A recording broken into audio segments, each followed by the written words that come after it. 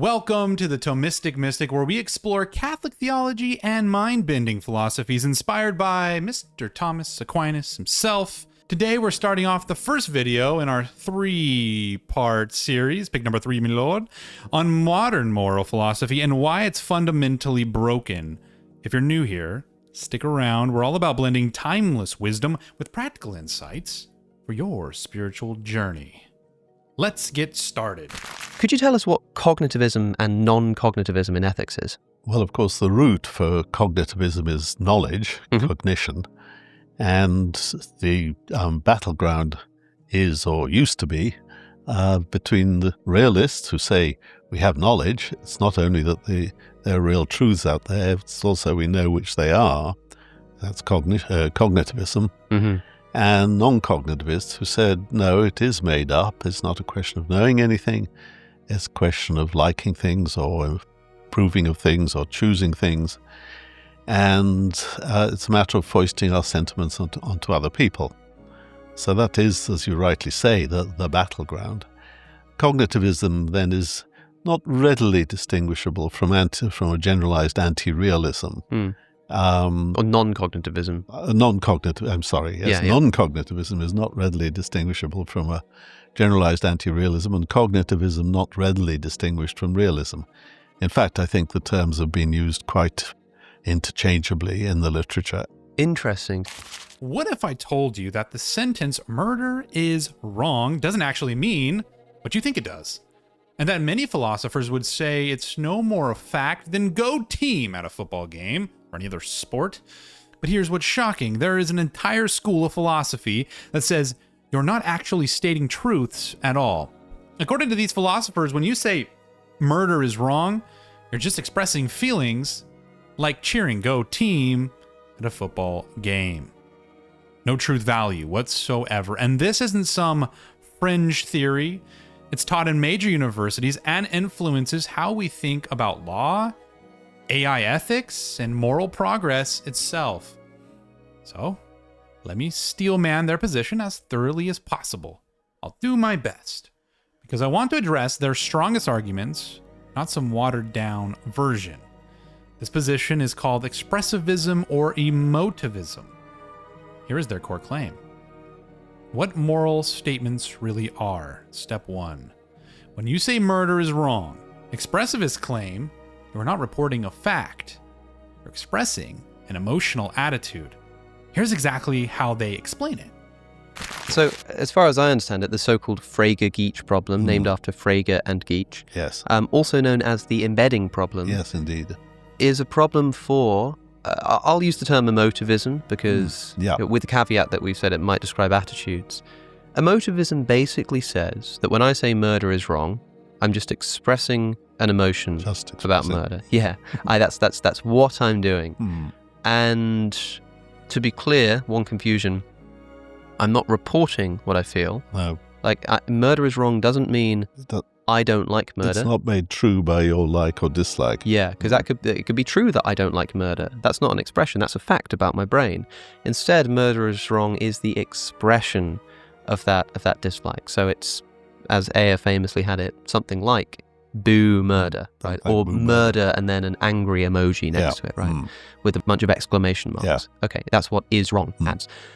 Okay, so it's just an expression. Alex O'Connor uses boo murder as shorthand. I'll call it X feeling to keep it clear. As Simon Blackburn puts it in his influential work, Ruling Passions, ethics is a practical subject manifested in our reactions to things and the motivations we feel. Notice reactions and motivations, not discoveries of moral facts. It's not like saying, I don't like murder. That could be true or false. It's the direct expression of that dislike. So when you say murder is wrong, you're not reporting your feelings about murder. You're expressing those feelings directly. In step 2, the truth problem. Blackburn describes moral language as expressing attitudes, wishes, fantasies, and fears, and of course, values. But expressions of X feelings can't be true or false. When you cheer Go Team, that's not the kind of thing that can be true or false. It's just an expression. Same with moral statements on their view. In step 3, the logic problem.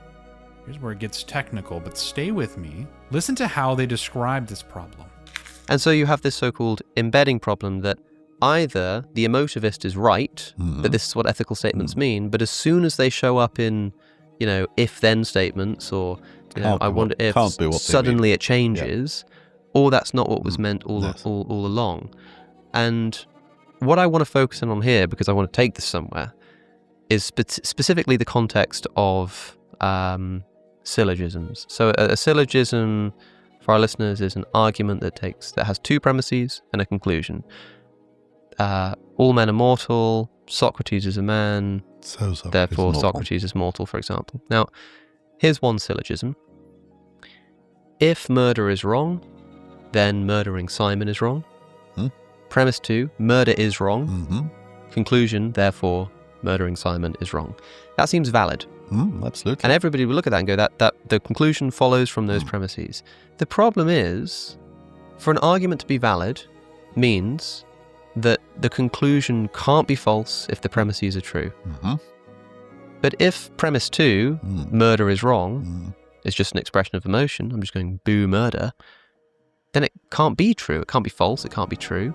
Any more than saying stand up can be true or false. It's an expression of emotion in the indicative form. Yeah, so in this particular context, to help us understand what this means, most people think of logical validity as requiring true and false statements, with true statements following from true statements. And yet the emotivist says that premise 2 there is an expression of emotion. Yeah. Which most people think expressions don't have truth value. So how do you get a logically valid syllogism from non-truth apt sentences? Okay. Premise 1, if murder is wrong, then murdering Simon is wrong. Murder is wrong, and therefore, murdering Simon is wrong. This looks perfectly logical at first glance. Here's the problem. If premise 2 just means X feeling about murder, then how does this logic work? You can't say if X feeling about murder, then X feeling about murdering Simon. X feeling about murder, then. Therefore, X feeling about murdering Simon. That's like saying if disgusted, then turn left. It's grammatically nonsense. If moral claims are just emotional outbursts, then we can't use them in logical reasoning the way we normally do. The whole chain of moral reasoning breaks. This is called the Frege-Geach problem or the embedding problem. Now this seems like a real puzzle. Only smart people should be able to solve. But there are 3 fundamental problems with their entire approach that they never adequately address. Problem 1, the circular assumption. The entire argument assumes morality can't be objective. But that's not a conclusion. That's their starting point. And if moral truths are real, then murder is wrong, could be true or false, and the embedding problem disappears. They appear to be solving a problem that only exists if you already accept their conclusion. And problem 2, the reality of internal experience. They assume because something is internal or emotional, it can't be the kind of thing that's true or false. But think about this. When you touch a hot stove, you know it hurts. That knowledge is immediate, certain, and real. You don't need external validation. Both are immediate. Both are internal. And both correspond to something real. Pain in one case, injustice in another. So why should moral insights be different? When you witness genuine injustice, there's often immediate recognition, as undeniable as physical pain. You know there's something wrong, right? This view says otherwise. And we will deal with more of those details in the next video. To continue on, the arbitrary boundary. This is problem 3. Why should moral experiences be treated differently from other forms of knowledge? They never justify why feelings can't track truth when our faculties can. Your feeling of vertigo when you stand off a cliff's edge is an emotional reaction, but it's grounded in the very real fact that falling would kill you. It's an arbitrary line that serves their conclusion rather than following from evidence. As C.S. Lewis said, evil is just spoiled good. I do love that quote. I use it often. But you can't steal from evil. Their entire approach borrows from the objectivity they claim doesn't exist in morality. Now you might think this settles it, but expressivists have elaborate but flawed responses to all of these objections.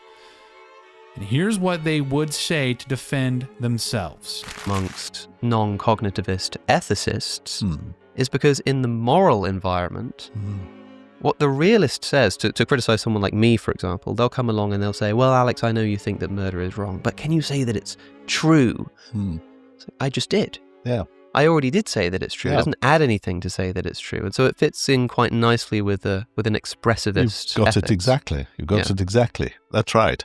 They'll say it's not circular reasoning, just clarifying how language works.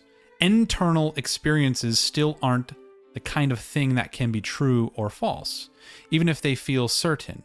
They're not borrowing objectivity, just showing category confusion. The problem is, when you examine these responses closely, they reveal something even more damaging about their whole approach. And the next video, I'm going to show you why their responses actually make things worse for their position. We'll drive into evolutionary arguments, the choice versus compulsion problem, and why they keep shifting the goalposts every time you press them. But here's what you should take away right now.